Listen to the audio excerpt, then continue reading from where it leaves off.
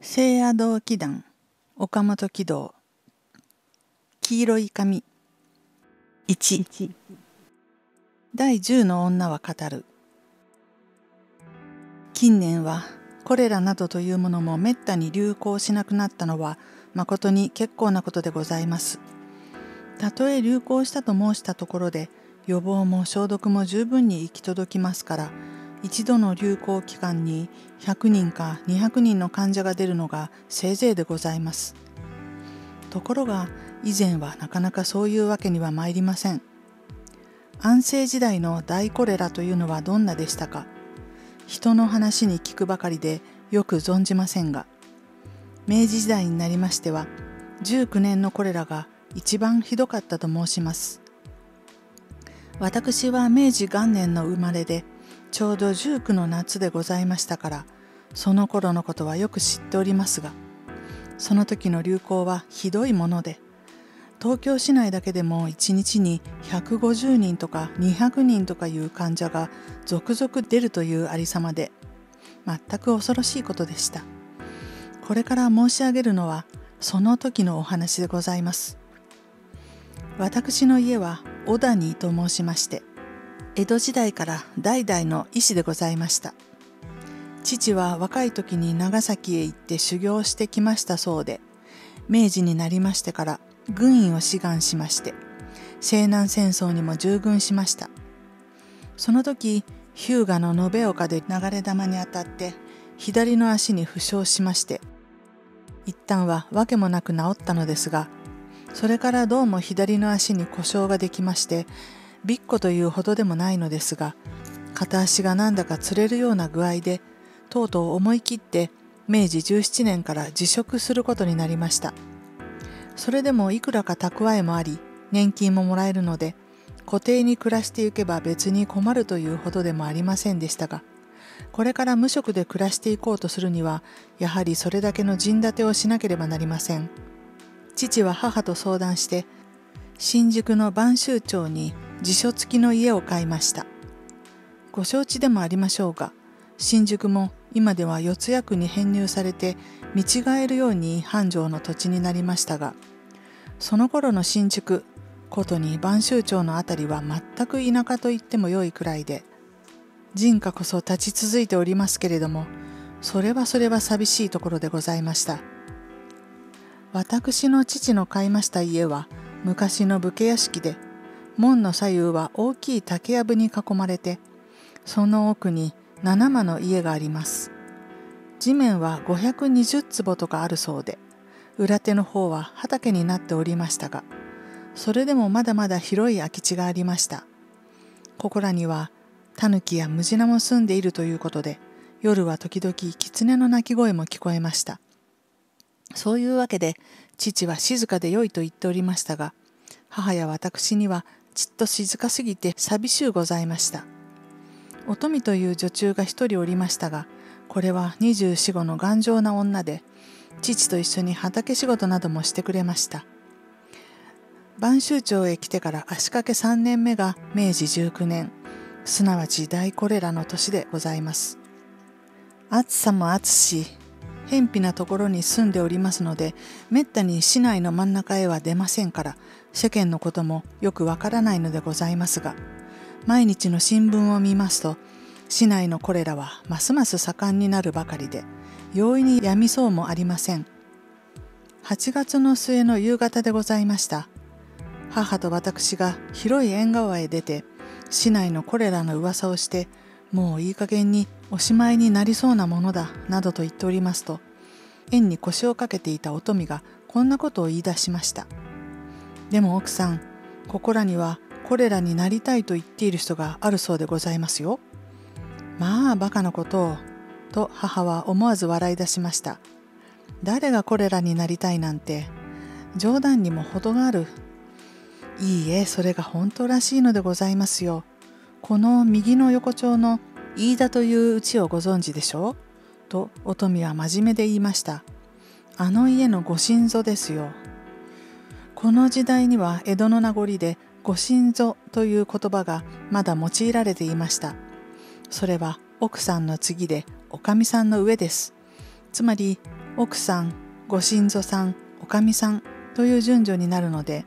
飯田さんといううちはなかなか立派に暮らしているのですが、その女主が囲い者らしいというので、近所では奥さんとも言わず、おかみさんとも言わず、仲を取ってご新造さんと呼んでいるのでした。なぜまたあのご新造がそんなことを言うのかしら。やっぱり冗談だろう。と母はやはり笑っていました。私も無論冗談だと思っておりました。ところがお富の言うところを聞きますと、それがどうも冗談ではないらしいというのでございます。飯田さんというのは、私の横丁を入りますと、その中ほどにまた右の方へ曲がる横丁がありまして、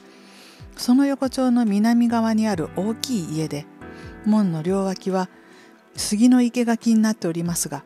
裏手にはやはり大きい竹やぶがございまして、門も建物も近年手入れをしたらしく、私どもの古家よりもよほど立派に見えます。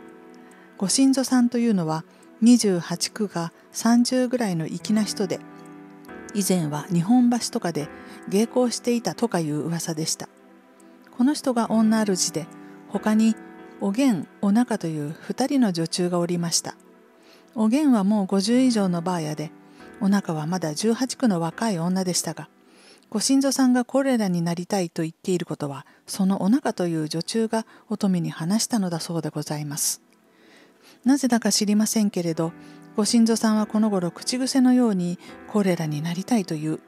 どうしたらコレラになれるだろうなんぞという、それがだんだんに講じてきて、おげんばあやの止めるのを聞かずに、お刺身や洗いを食べる、天ぷらを食べる、きゅうりもみを食べる。この時代にはそんなものを食べるとコレラになるといったものでした。それを平気でわざとらしく食べるのを見ると、ご新造さんはシャレや冗談でなく、本当にコレラになるのを願っているように思われるので、年の若いお中という女中はもうたまらなくなりました。万一コレラになったらば、それでご新造さんは本望かもしれないが、他のこととは違って旗のものが難儀です。ご新造さんがコレラになって、それが自分たちに移ったら大変であるから、今のうちに早く暇を取って立ち去りたいと、お中は泣きそうな顔をしていたというのでございます。その話を聞いて、母も私も嫌な心持ちになりました。あそこのうちの奉公人ばかりじゃない。あの家でコレラなんぞが始まったら近所迷惑だ。と母も顔をしかめました。それにしても、あのご新造はなぜそんなことを言うのだろうね。気でも違ったのじゃないかしら。そうですね。なんだか変ですね。と私も言いました。全く正気の沙汰とは思われないからでございます。ところがお中さんの話では別に気がおかしいような様子は見えないということです。とお富は言いました。なんでも浅草の方に大層偉い行者がありますそうで、ご新造はこの間そこへ何かお祈りを頼みに行ってきて、それからコレラになりたいなんて言い出したらしいというのでございます。その行者が何か変なことを言ったのじゃありますまいか。でも自分がコレラになりたいというのはおかしいじゃないか。母はそれを疑っているようでございました。私にもその理屈がよく飲み込めませんでした。いずれにしても同町内のすぐ近所にコレラになりたいと願っている人が住んでいる謎というのは、どうも薄気味の悪いことでございます。何しろ嫌だね、と母は再び顔をしかめていました。全く嫌でございます。お中さんはどうしても今月いっぱいでお暇をもらうと言っておりましたが、ご主人が承知しますかしら。とお富も不安らしい顔をしていました。そのうちに父が風呂から上がってまいりましたので、母からその話をしますと、父はすぐに笑い出しました。あの女中は何か自分にしくじりがあって急に暇を出されるようなことになったので、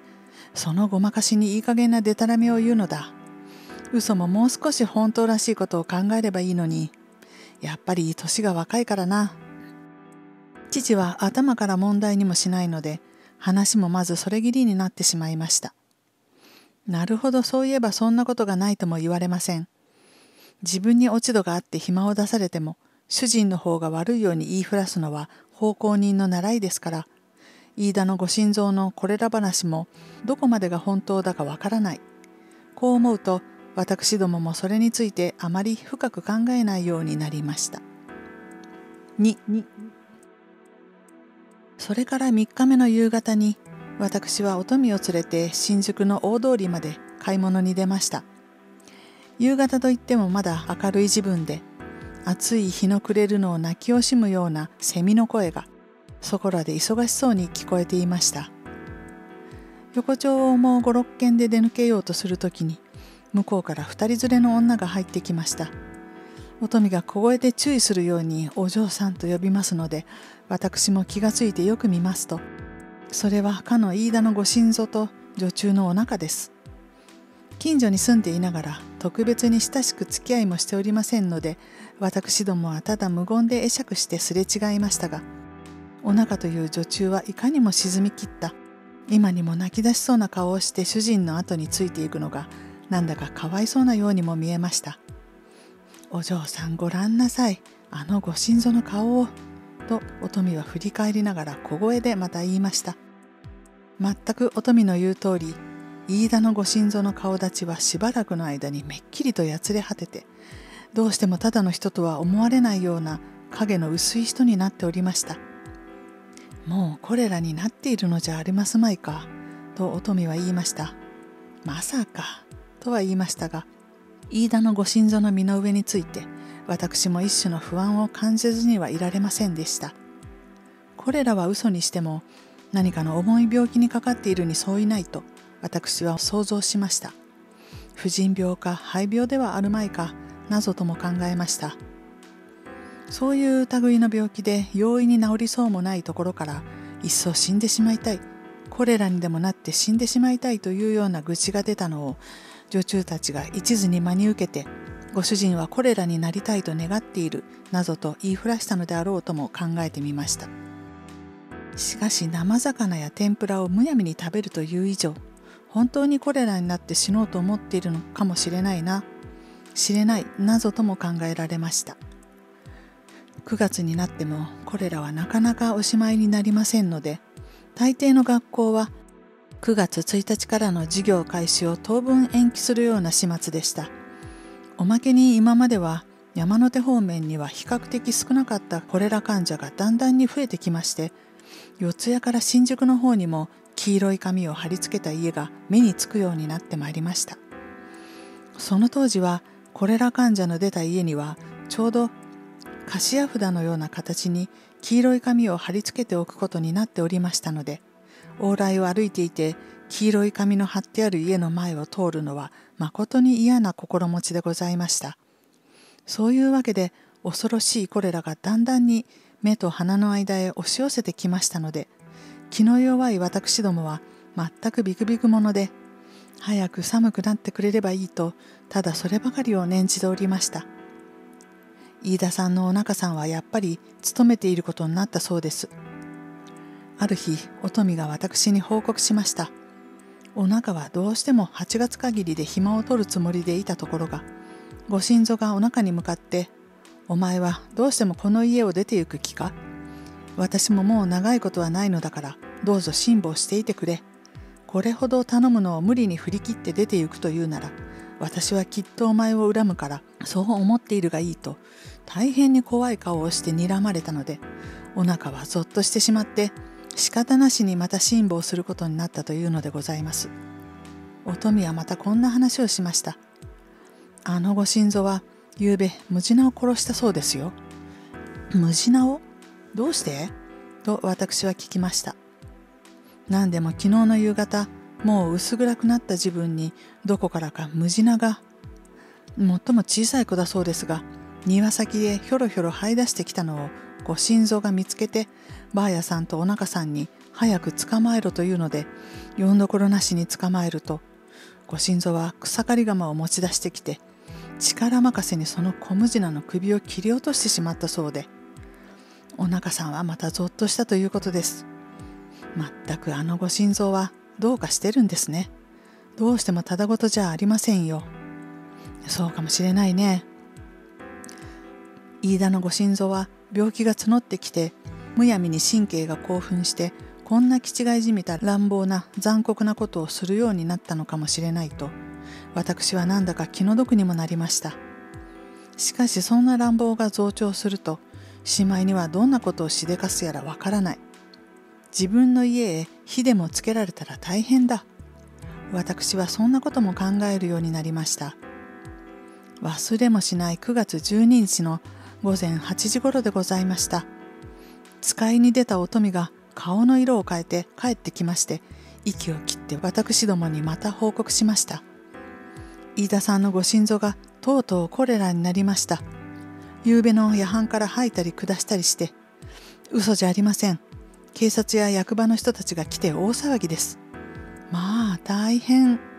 私も驚いて門の外まで出てみますと、狭い横丁の入り口には大勢の人が集まって騒いでおりまして、石炭酸の匂いが目にしみるようです。病人は非病院へ送られるらしく、黄色い紙の旗を立てた釣り台も来ておりました。なんだか恐ろしくなって、私は早々に家に逃げ込んでしまいました。飯田のご心臓は心症コレラで非病院へ運び込まれましたが、その晩の10時ごろに死んだそうでございます。ご本人はそれで本望かもしれませんが、交通遮断やら消毒やらで近所は大迷惑でございました。それも自然に発病したというのならば、お互いの災難で仕方もないことですが、このご心臓は自分から病気になるのを願っていたらしいという噂が世間に広まって、近所からひどく恨まれたり憎まれたりしました。とんでもない気違いだと私の父も言いました。ところがその後にお腹という女中の口からこういう事実が伝えられて、私どもを不思議がらせました。前にも申す通り、その当時は黄色い紙にコレラと黒く書いて、新患者の出た家の角に貼り付けることになっておりました。飯田のご心臓はいつの間にかその黄色い紙を2枚用意していて、1枚は自分の家に貼って、他の1枚は柳橋のこういう家の角に貼ってくれと警察の人に頼んだそうです。何を言うかとも思ったのですが、警察の方から念のために柳橋へ問い合わせると、果たしてその家にもコレラの新患者が出たというので、警察でもびっくりしたそうでございます。その新患者は柳橋の芸妓だということでした。3、お腹は飯田のご心臓が播州町へ引っ越してきてからの奉公人で、昔のことは何にも知らないのでしたが、おげんというばあやはその以前から長く奉公していた女で、一切の事情を承知していたのでございます。何しろ病気が病気ですから、誰も悔やみに来るものもなく、おげんとお腹の二人きりで寂しい葬式を済ませたのですが、そのお通夜の晩に、おげんが初めてご心臓の秘密をお腹に打ち明けたそうでございます。ご心臓は世間の噂の通り、以前は柳橋の芸妓であったということで、ある立派な会員さんのごひいきになって、とうとう引かされることになったのです。その会員さんという方は、その後だんだん偉くなって、明治の末年まで生きておいででして、そのお家は今でも立派に栄えておりますから、そのお名前をあらわに申し上げるのは遠慮いたさなければなりませんので、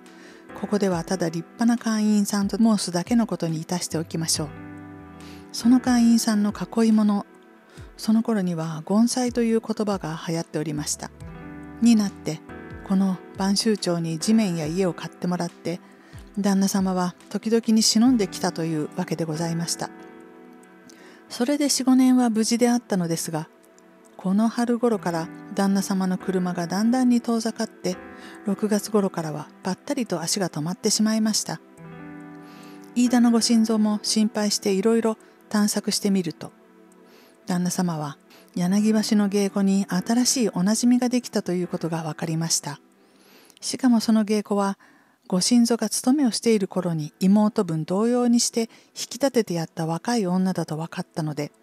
ご心臓ははがみをして悔しがったそうでございます。もっとも旦那様から月々のお手当はやはり欠かさずに届けてくるので、生活に困るというようなことはなかったのですが、